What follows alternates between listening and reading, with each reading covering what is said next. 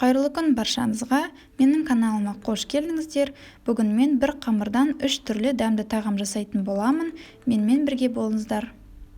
Алдымен жұмыртқамызды жарып аламыз. Бір жұмыртқаны түгелмен, екінші жұмыртқаның ақ уызын қосып, жұмыртқаның сарысын алып қаламыз.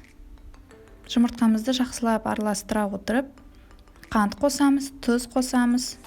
Барлығын жақсылап араластырып аламыз.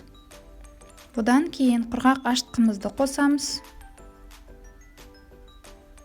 Барлығын жақсылап араластырып алғаннан кейін үстіне жылы сүтімізді құямыз.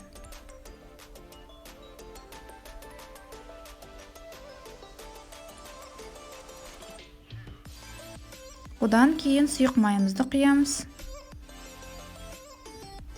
Енді барлығын қолмен араластыра отырып, жұмсақ қамыр илейміз. Мен қамырды алдын ала електен өткізіп алдым. Шамамен 320-350 грамдай ұн кетеді. Ұнның барлығын қосып жібермейміз, осылай 2-3 бөлікке бөле отырып қосамыз. Жұмсақ қамыр илейміз. Мінекей жұмсақ қамыр осындай болады. Енді оған бір ас қасықтай сұйық майды құйып, жақсылап араластырамыз.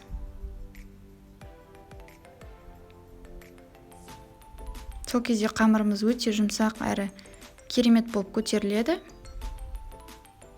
Енді қамырымызды 1 сағатқа көтерілуге қоямыз. Бетін орамалмен жауып қойыңыздар.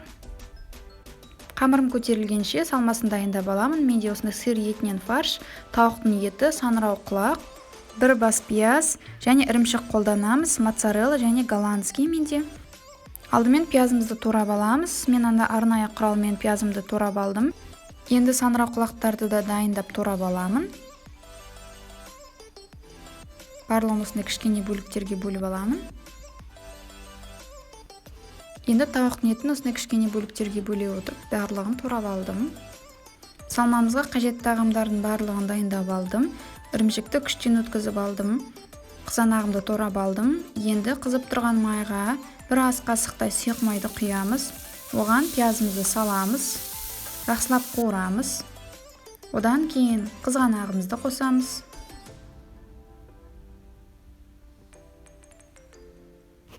Және де жарты ас қасықтай томат пастасын қосып, барлығын жақсылап қуырамыз.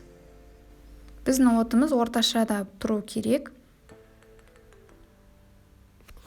Қатты отта тұрса, біздің пиязымыз күйіп кетуі мүмкін. Дәмдеуіштерді қосамыз, тұз, бұрыш, ұнатуыңызға қарай. Мінекей достар, мен салмам дайын болды. Енді кеңірек ыдысымызға салып аламыз да суытамыз. Енді екінші салмамызды дайындап аламыз. 1 ас қасықтай сұйық майымызды қызып тұрған табаға құйып, оған пиязымызды салып қуырамыз. Пиязымызға 1 дана чеснокты қосып, үкіштен өткізіп алдым чесногымды. Барлығын жақсылап араластырамыз. Оған қызанақ қосамыз. Одан кейін тауықтың етін қосамыз.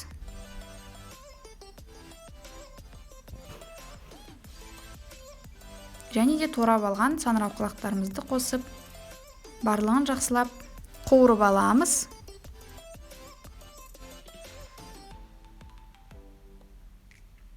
Одан кейін дәмдеуіштерді себеміз, тұз, бұрыш.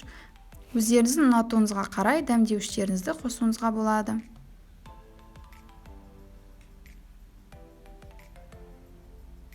Мен 1 ас қасықтай соевый соус қосамын. Барлығын жақсылап араластырып, қуырып, бетін жауып қоямыз. Салмамыз кішкене пісу керек. Мінекей салмам менің дайын болды. Өте керемет шықты. Енді мен кеңірек ыдысыма барлығын салып суытамын. Міне менің қамырымда көтерілді. Өте керемет көтерілді. Жүп жұмсақ болып шықты қамырым. Енді біздің тақтайымызға кішкене ұн себе отырып, қамырымызды 3 бөлікке бөліп аламыз.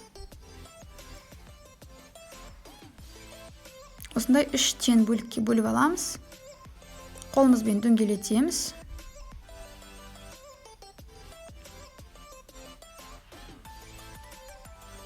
Алдымен бірінші қамырымызды илеп аламыз оқтаумен.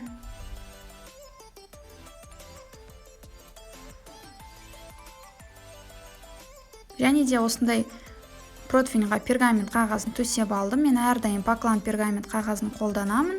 Егер пергамент қағазға күмәніңіз болса, астын міндетті түрде майлап алуыңызға болады. Сол кезде сіздің тағамдарыңыз жабыспай керемет болып піседі. Ең бірінші тағамым менің түрік пиццасы болады. Сондықтан менде осындай кішкентай пицца. Дәл осындай тәсілмен бортик жасап шығамыз видеодағыдай. Пиццаның бортиктарын жасап шығамыз, яғни. Және де біздің жаңағы жасаған салмамызды салып шығамыз.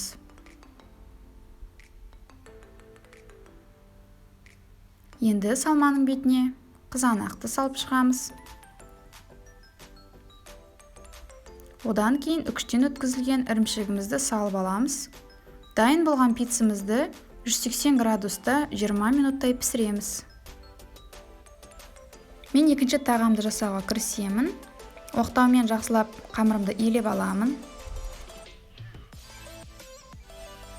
Екінші тағамымыз біздің пиде деп аталатын түрік пиццасын жасайтын боламын. Осылай қамырымыздың шетіне ірімшігімізді салып шығамыз.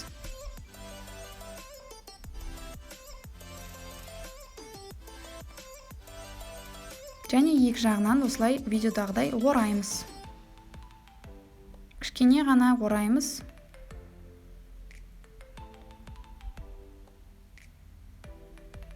Біздің түрік пиццасы пиде деп аталады.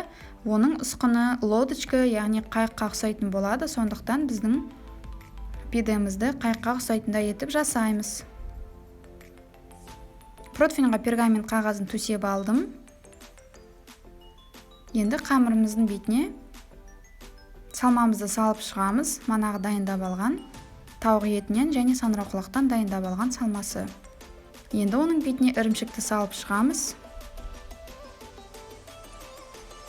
Одан кейін жұмыртқан сарысымен кесішкі арқылы жағып шығамыз жұмыртқан сарысын. Сол кезде өте әдемі керемет болып шығады. Дайын болған тағамымызды 180 градуста 20-25 минуттай пісіреміз. Енді мен үшінші тағамды жасауға кірісемін. Бұл тағам хачапури по-аджарски деп аталады. Өте дәмді әрі оңай жасалатын тағамның бірі. Қамырды оқтаумен жайып шықтым. Одан кейін үкіштен өткізіп алған ірімшігімді қақ ортасына салып аламын қамырымның. Және де видеодағыдай ортасына түйіп шығамын қамырдың барлығын.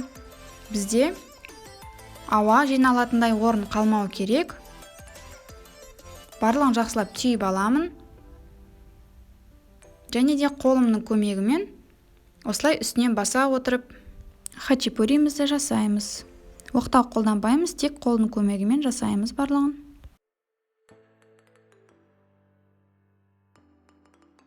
Дайын болған хачапуриміздің бетіне негізінде ірімшік салуымыз керек. Менде ірімшік аз болғандықтан мен жұмыртқан сарысын жағып жатырмын. 200 градуста 25 минуттай пісіреміз. Менің бірінші тағамым, яғни шағын түрік пиццасы пісті. Қазір кесіп көрейін деп жатырмын. Қамырымыз өте жұмсақ, үлпілде керемет болып шыққан. Міндетті түрде осы рецепті қолданып көріңіздер. Пиццаңыз керемет болып шығады. Жақыннан көрсетіп жіберейін. Осы рецептпен пиццаны пісіріп көруіңізге кеңес беремін. Пиццаңыз жұмсақ әрі үлпілдек, дәмді болып шығады.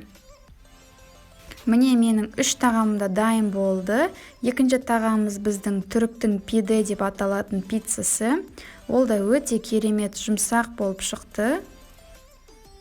Қазір барлығын кесіп дәмін көремін.